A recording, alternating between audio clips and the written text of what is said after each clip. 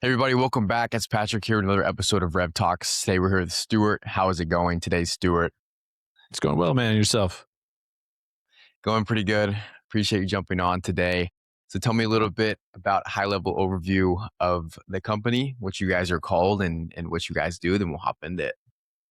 Yeah, man. So I own Page50 Marketing and Media. We're a digital marketing company based out of Southwest Louisiana. We serve internationally and nationally, mostly clients that generate somewhere between $2 and $20 million a year in all verticals. So we don't niche down and we don't specialize necessarily according to industry. We serve all verticals. It's a boutique solutions firm where we go in and assess issues, develop strategies, and execute those. And every client is a little different. So we lean into that. Nice. Been I around like that. for about a decade.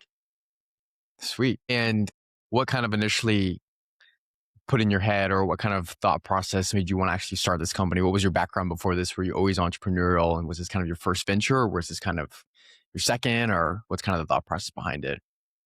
So my kids had to eat. So we had to figure things out. I started a business because I'm bivocationally in ministry. I'm a pastor and I own this particular company. So I guess you'd call me entrepreneurial because I'm a church planner. We planted Nice. about 12 years ago. Church is great. People are doing great.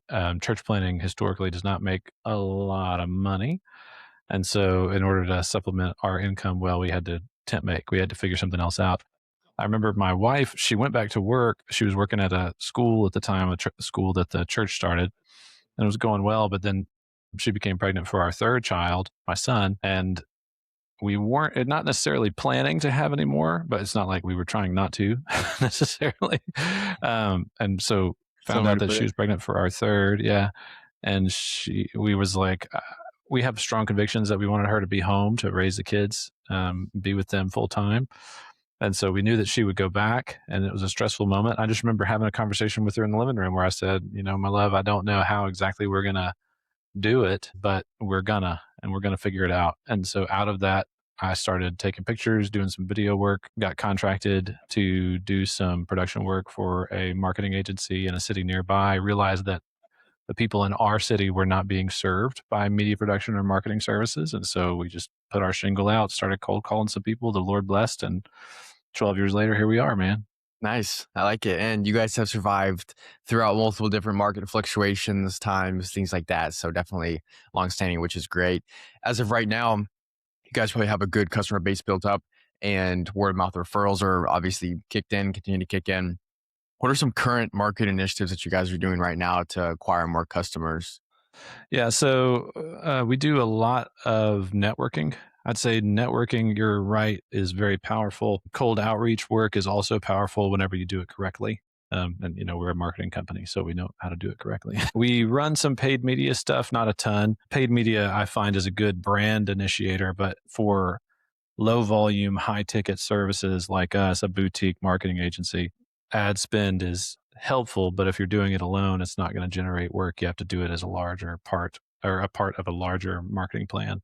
Right. And it's been effective. And a lot of our stuff, you're right, the market shifts. That's one of the reasons that we don't niche down as a business is because digital marketing changes every other week. And if you are scaling and re-implementing systems, then the moment that you standardized, everything changes. And if you don't change really quickly, you are left behind. We've seen lots of competitors open shop and close in the 10 years, 12 years that we've been in business. Definitely. And how important is it for you to keep on top of the market and fluctuate within it, not just be from the outside looking in and, obviously keeping the same patterns? How important is adaptability to you guys? Oh, yeah, that's huge. Well, so I have staff members whose job is to focus on market changes and innovation. That's what they do. In fact, I had a call with my team this morning and I was speaking to one of those employees. I was like, your job is to create the process and then hand it to somebody else and then start creating the next one because that's how fast we have. If we're not actively working to innovate like that, it's too late. We're already behind. Absolutely. Yeah. And right now, you mentioned prior as well, you guys do a little bit of cold outreach and that front is obviously pumped up. What kind of campaigns and things like that? Because obviously I'm a total geek for email marketing. So what are you guys currently doing for those types of initiatives within email? Yeah, so we do some cold email, we do cold outreach in social platforms. That's probably our most powerful mechanism of cold outreach in and of itself. But our goal in cold is not to book. Our goal in cold is just to start the exchange. Okay, so the If we awareness, can get nice. Yeah, if we can just get somebody to talk to us, our sales cycle is 18 months. Like sometimes it's faster. Sometimes people walk into the door and they know they want to buy. But our from the moment that someone becomes aware that we exist until they buy is not fast. We sell, 15, 20, 30, $100,000 products. That's not something people buy in a heartbeat. Occasionally they do, because Yeah, they're in a pinch that's and a they very have small capital to segment of the deploy. funnel. Absolutely. Very small. That's right. That's like 5%. So SEO work for our own site is important, of course, but it's not going to lead. SEO work in and of itself is not going to lead to the type of contracts that we're really looking to close, which is relationship oriented, high ticket oriented, long term conversation oriented. Our sales process is not fast, and we're fine with that. I've got leads that I've been talking to for 4 months, that just got to the point where they're ready to take a proposal seriously. Nice. I like that. And the cool thing about that too is we talk to a lot of software development companies and we just only really do marketing cold outreach for software development. And there's a little bit of a factor to where obviously your business is more aligned kind of when a sales cycle is done, longer sales cycles, Mhm. hefty projects, 50, $100,000 projects. And these are things that they take time. And, sometimes a software development company expects you as a marketing agency or marketing firm or creative agency to bring in qualified calls that will directly attribute to revenue within those 30 days or within those 60 days. And it's like, well, that might be the case. And we can show you a KPI to track that. But in reality, we're kind of starting the conversation. We're bringing you them to start the conversation that will convert over time.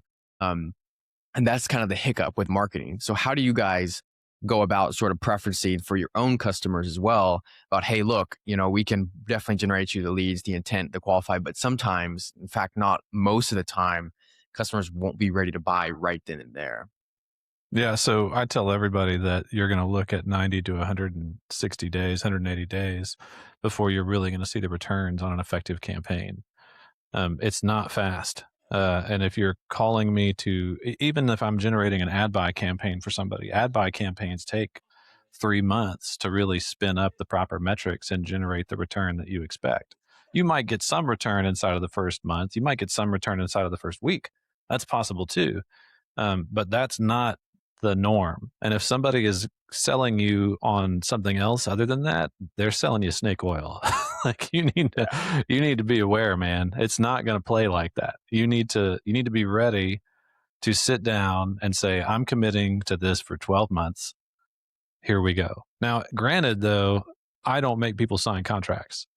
I don't make people sign 12-month agreements with me. I used to do that when we first started the business. I don't anymore because it makes the client feel trapped. And if they don't trust me enough to want to stay in the deal for the 12 months from the jump, I don't want them to stay either because it's a dynamic relationship that's just not going to work out in the long run. As soon as they want out, I want to let them out. But the folks who hang out and develop, I mean, we took a startup from a solopreneur business to 5 full-time employees doing nearly $1 million a year in like 24 months. I mean, it's a proven mechanism and system if people participate and just Nice. hold on. What were some initiatives you guys did for that startup going from solopreneur to 5 employees? Obviously, there's a lot that has to go down with go to market, pricing, strategy, fulfillment. How did you guys kind of help with that? Some of it was just helping them think through top of funnel properly. In other words, if you're not filling your top of funnel all the time, you're going to be hungry in 6 months. And as you fill top of funnel, that doesn't mean that leads to deal closed immediately. Things like optimizing their website for conversions and discoverability, that's a big deal of what we did with them. A lot of it was small scale business coaching, helping them to understand when it was the right time to move and hire the next guy, when it was the right time to increase spend in certain areas, when it was the right time to deploy a CRM and what that CRM should be executing, software coaching and guidelines, helping them develop their tech stack properly. Like marketing, our forward facing word on what we do is marketing. But for all intents and purposes, I'm a business consultant that has marketing services and production services adjacent to me that I can connect people to help them grow their businesses faster. Nice. I The like that. sale Yeah, the Venn diagram of sales and marketing overlaps heavy. Like a lot of what I'll do with people is just sales coaching. I'll have calls. We have, 10, $20 million company out of Southwest Louisiana that I work directly with their sales team and help them implement systems to increase inbound leads and help them close those leads. And it works.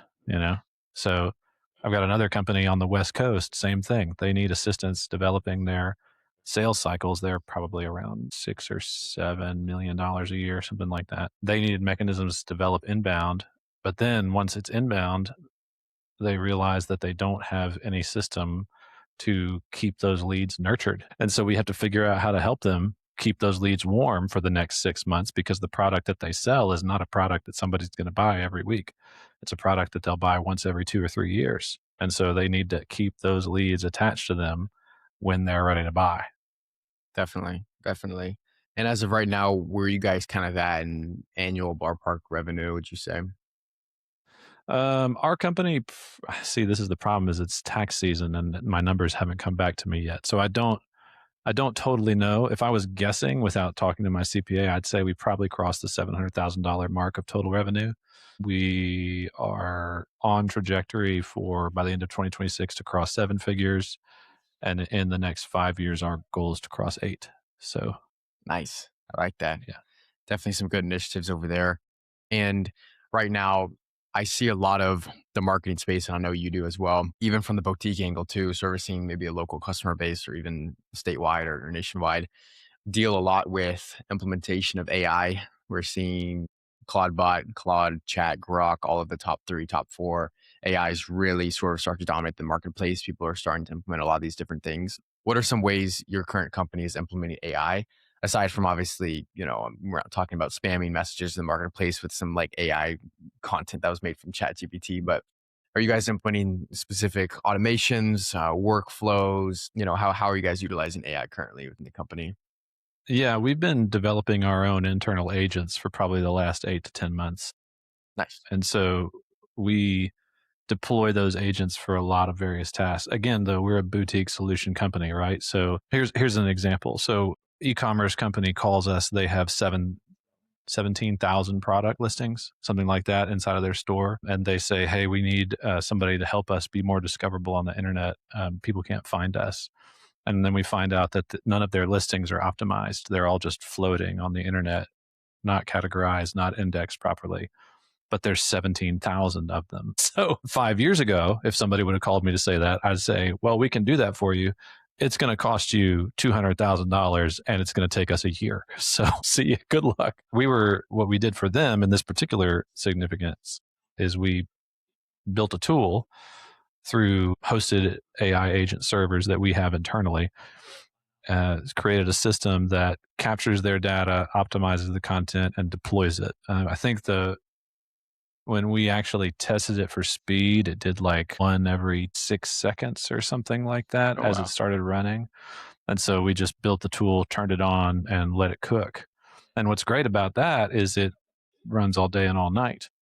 Whenever they have a new family of products that they're adding to their store, like this would be very common for like a drop ship company or something like that, which I think that model's dying, by the way, but they still Yeah, exist. it is. Yeah. But those guys would come in and they would say, hey, I'm deploying 700 new products to our store. Can you help me get these listings tuned and fired out right? We'd say, sure. And then we'd build the tool, turn it on, and it would take a couple of hours. And then as they continue to add and as optimization standards change, the tool is just always running. It just cooks. We built a similar tool, although slightly different because it wasn't e-commerce focused, but it was dealership listed for a company that sold equipment through online dealership standards. We built a similar tool for them. And the way that we ran it was we just told it to auto fire every week. And so all the new listings that came in, all the new standards, because digital marketing changes every week, all the new standards were adapted, their content went up. And it's really fun to deploy tools like that for clients, especially in the e-commerce space, because you watch their Google Analytics go from, way down here to like 500% because now they have 17,000 products listed inside of the search engines that they didn't have before. It's really potent. So that's probably one of the easiest examples. Nice. We build other things to do with it, but I find that there are lots of folks who try to deploy AI tools to do things like outreach for them. Like, in other words, like direct human facing stuff. I don't recommend that, at least not for businesses that are similar to ours, like B2B, high ticket, low volume, because those things almost demand a human touch in all the organic outreach that you're doing. And whenever you turn on the AI mechanisms to do human facing content, unless you do it very, very well, you're going to be in trouble. You're going to turn a lot of your audience off. And I find today too, people can smell it. Like they can just smell it, man. Yeah. Especially when somebody reaches out to you and they're like, hey, I came across your, whatever. So yeah, it's Yeah. definitely in the marketplace that is very interesting. I think that it's shifting a lot as of every single Mhm. day. Things are shifting. I recently saw a company that I thought was very smart integrate, because I'm always looking at ways to integrate recurring billing into the company and how we can always continuously keep our customers happy and keep them paying and keep fulfillment really good. What are some ways over the past couple of years, 12 years, have you guys gone about maintaining customer relationship, having recurring customers, having a solid customer base? So what are some ways you guys have really kind of capitalized on that? Making relationships the priority.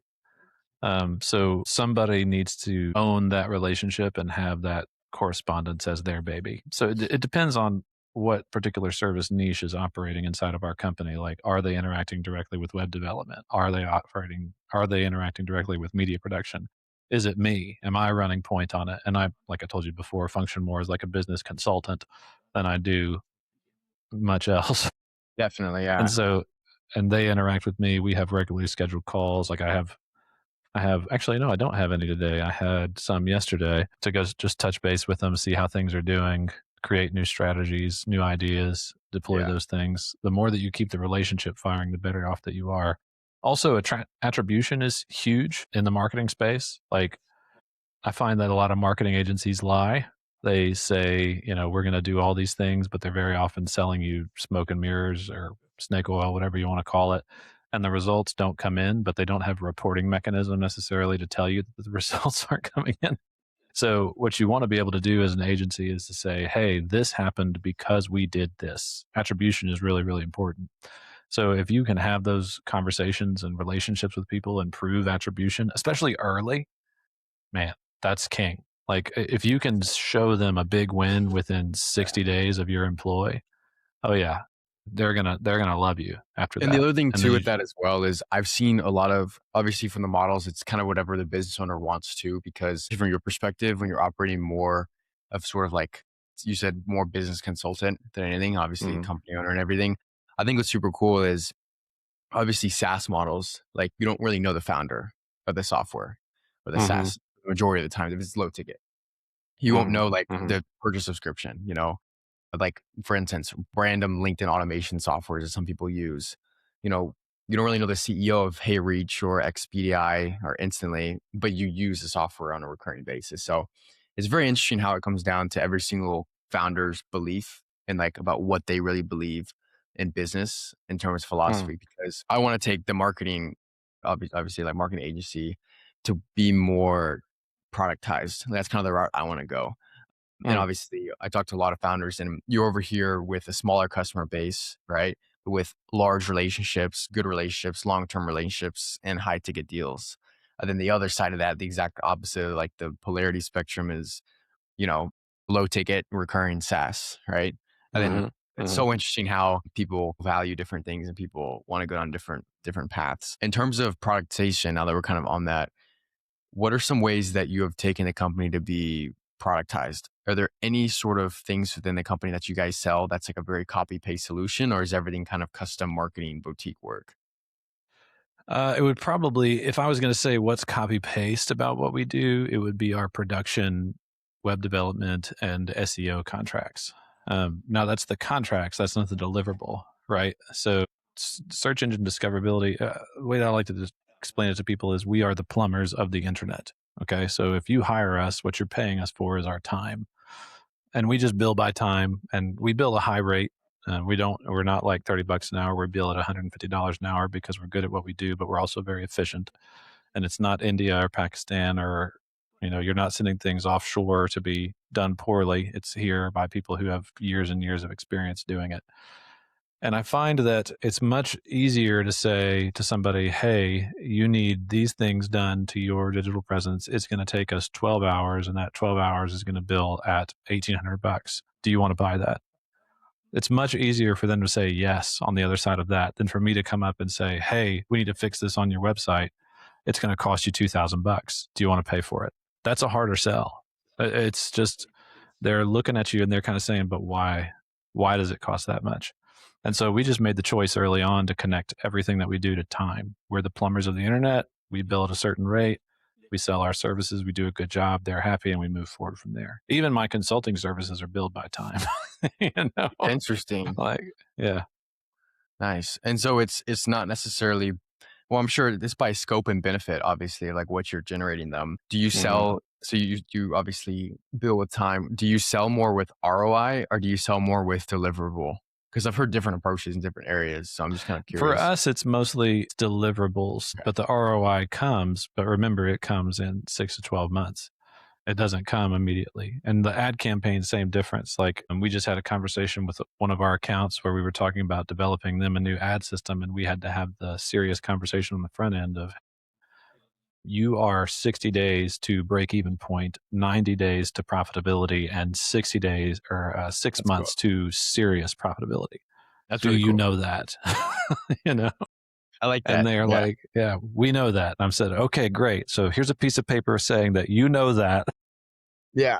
Yeah. and then we'll talk again Yeah. in 3 months. It's interesting because yeah, that's a very smart model. And I guess if that would apply to the email space, like specific, marketing, it would be like the deliverable would be, okay, we're sending 100,000, throwing out a number, send 100,000 cold emails a month. That's a deliverable. Like we manage the domain infrastructure, make sure everything sends.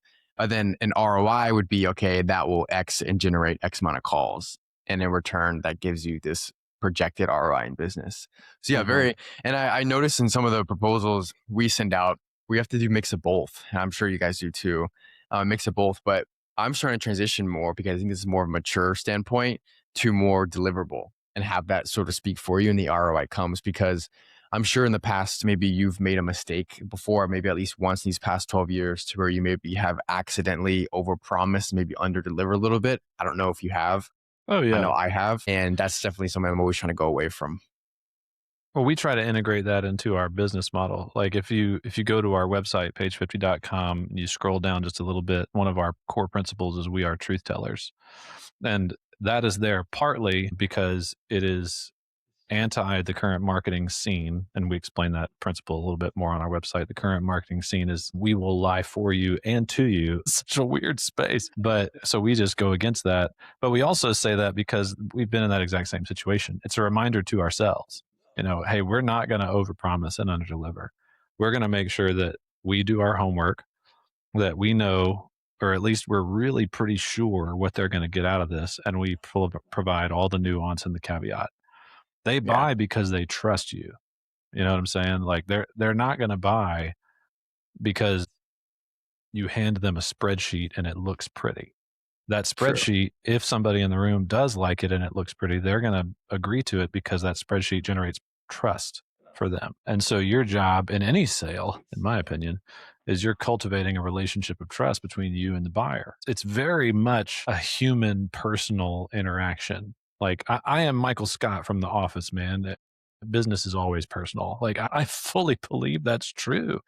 It Yeah. can't be any other way because it involves human beings interacting with each other.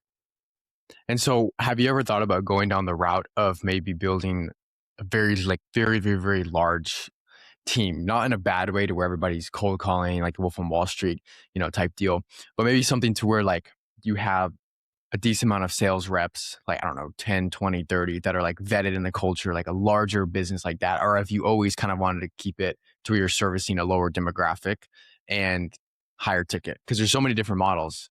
So what's kind of your thought process around that? So I think that, I'll tell you what our model is right now. So I utilize a lot of tools that I have tuned very carefully to do the majority of the initial contact lift for me. But the whole point of all those tools is only to get one person. I think I talked to you about this earlier in our in our podcast here is just get one person to respond to me. And from that moment forward, it's only me having a human interaction with another human. Okay. But the everything before that point is mechanical to an extent. It's difficult for me to explain. It's been engineered by people, written by people, tuned by people, it's managed by people. It's automatic because the automatic gets a farther reach. And then we find that it's much better to have human interaction from there. We don't like I'd say probably I qualify the leads myself. I interact with people myself. I try to be as relational with them as possible. I close the deals myself. I've had sales staff in the past, and I thought they did a fine job. But what I noticed inevitably was that in every sales situation, they still had to involve me in the process. And so I recognized that I was like, well, what are my salesmen doing for me? Well, they're generating leads or they're capturing inbound leads. Okay, got it. So then I can build tools to do the majority of that work and still just take the meetings and build the relationships myself. So that's what I'll do. And it's worked out very well. Now I am building a sales system with the hopes that at some point I can involve other people in it, but I'm not there yet. I've still got spaces on my calendar. Nice. Yeah, definitely. Sounds like a good goal, definitely to have long term. Speaking of which, I have one last sort of question before we kind of wrap things up too. I know we're going about 30 minutes now. Um, what's kind of the main goal you have for the next 12 or 24 months in terms of not the business and revenue, but how do you want the company to be known for? What's kind of the main? I know you talked about trust and truthfulness and kind of bring you back authenticity to the marketing space, which is pretty burned, as we both know. Um, what's kind of a main mission you want to be known for and things like that? I want to help businesses make more money and do it with excellence. I think that businesses, when run correctly, when run well, do nothing but affect positive change on communities, on families. They give people an opportunity to provide for their families, to make their communities stronger. They attract more people to live in particular areas. I'm working to help those businesses build and grow. And I want to do it as excellently as we possibly can. Our current initiative right now is hiring employees and reducing friction, so that's kind of Oh our yeah, headspace for the next couple of months. But as far as like our trajectory as we continue to grow and build, I want people to look at the projects that we create and say, "Oh yeah, that was a Page 50 project." We can tell. nice.